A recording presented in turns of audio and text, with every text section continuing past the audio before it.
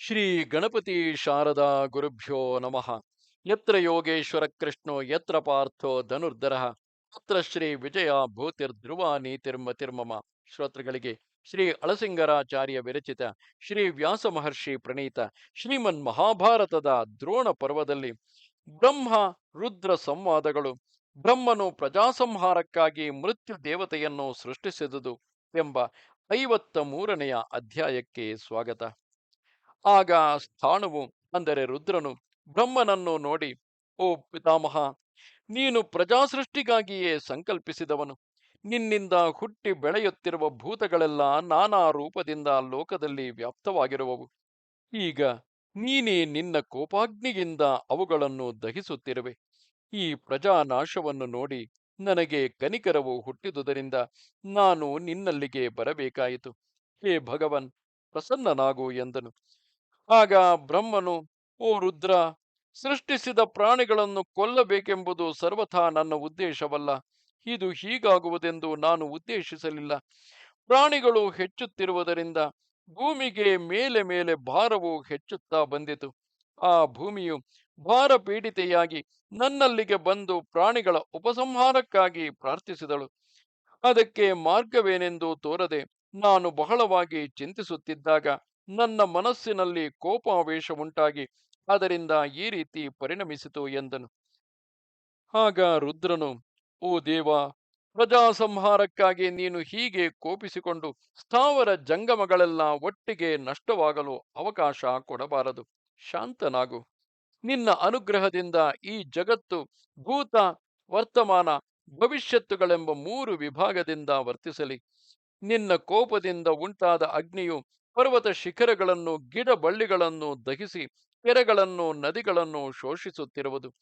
ಕಲ್ಲು, ಹುಲ್ಲು ಮೊದಲಾದವುಗಳೊಡನೆ ಸ್ಥಾವರ ಜಂಗಮ ಪ್ರಪಂಚವೇ ನಿಶೇಷವಾಗುತ್ತಿರುವುದು. ಲೋಕವನ್ನೆಲ್ಲ ಭಸ್ಮ ಮಾಡುತ್ತಿರುವ ನಿನ್ನ ಕೋಪವನ್ನು ಅಡಗಿಸು. ಈಗ ನೀನು ನನಗೆ ಕೊಡಬೇಕಾಗಿರುವ ವರವೇ ಇದು. ನೀನು ಸೃಷ್ಟಿಸಿದ ಪ್ರಜೆಗಳೆಲ್ಲ ಮೊತ್ತಕ್ಕೆ ನಿನ್ನಿಂದಲೇ ನಾಶ ಹೊಂದದಂತೆ ಮಾಡು. ನಿನ್ನ ತೇಜಸ್ಸನ್ನು ನಿನ್ನಲ್ಲಿಯೇ ಅಡಗಿಸಿಡು. ನೀನು ಪ್ರಾಣಿಗಳಿಗೂ ಭೂಮಿಗೂ ಹಿತವನ್ನುಂಟು ಮಾಡಬೇಕಾದರೆ ಅದಕ್ಕೆ ಬೇರೆ ಉಪಾಯವನ್ನು ಯೋಚಿಸಿ ಹುಟ್ಟಿದ ಪ್ರಾಣಿಗಳು ಕಾಲ ಕಾಲಕ್ಕೆ ತಾವಾಗಿ ಹಿಂತಿರುಗಿ ಹೋಗುವಂತೆ ಮಾಡು. ನಿನ್ನಿಂದ ಹುಟ್ಟಿದ ಪ್ರಜೆಗಳು ಹೀಗೆ ಸಂಪೂರ್ಣ ನಾಶವನ್ನು ಹೊಂದಬಾರದು.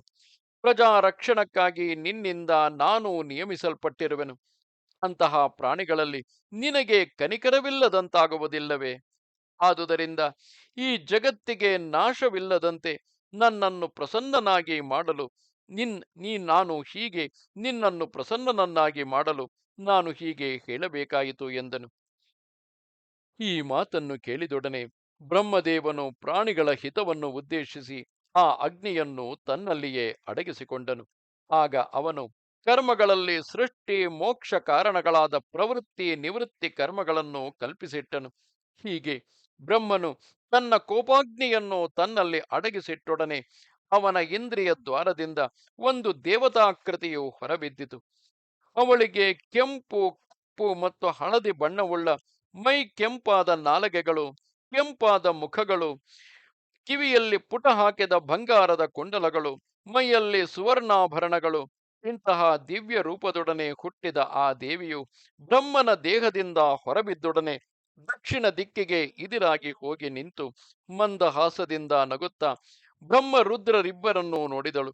ಆಗ ಬ್ರಹ್ಮನು ಮೃದು ವಾಕ್ಯದಿಂದ ಅವಳನ್ನು ಕುರಿತು, ಓಂ ಮೃತ್ಯು ದೇವತೆ ಎಂದು ಕರೆದು, ಎಲೆ ದೇವಿ, ಈ ಪ್ರಜೆಗಳನ್ನು ಉಪಸಂಹರಿಸತಕ್ಕ ಕಾರ್ಯವು ನಿನ್ನದು.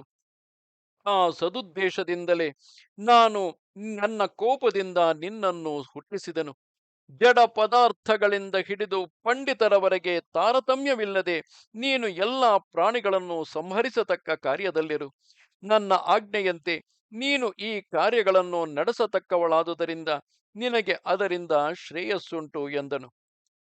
ರಾಜ ಈ ಮಾತನ್ನು ಕೇಳಿದೊಡನೆ ಆ ದೇವತೆಗೆ ಎದೆ ನಡುಗಿತು. ಅವಳ ಕಣ್ಣುಗಳಿಂದ ನೀರು ಸುರಿಯಿತು. ಮಹಾವ್ಯಸನದಿಂದ ರೋಧಿಸತೊಡಗಿದಳು. ಅದನ್ನು ನೋಡಿ ಬ್ರಹ್ಮನು ಅವಳ ಕಣ್ಣೀರಿಗೆ ಕೈಯೊಡ್ಡಿ ತಾನೇ ಅದನ್ನು ಪ್ರತಿಗ್ರಹಿಸಿ ಅವಳ ಕಣ್ಣನ್ನೊರೆಸಿ ಅವಳಿಗೆ ಬಹುವಿಧದಿಂದ ಸಮಾಧಾನಗಳನ್ನು ಹೇಳಿದನು. ಇದು 53ನೆಯ ಅಧ್ಯಾಯವು. ನಮಸ್ತೆ ಶಾರದೆ ದೇವಿ, ಕಾಶ್ಮೀರ ಪುರವಾಸಿನಿ, ತ್ವಾಮಹಂ ಪ್ರಾರ್ಥೆಗೆ ನಿತ್ಯಂ, ವಿದ್ಯಾದಾನಂಚ ದೇಹಿಮೆ. ನಮಸ್ಕಾರ.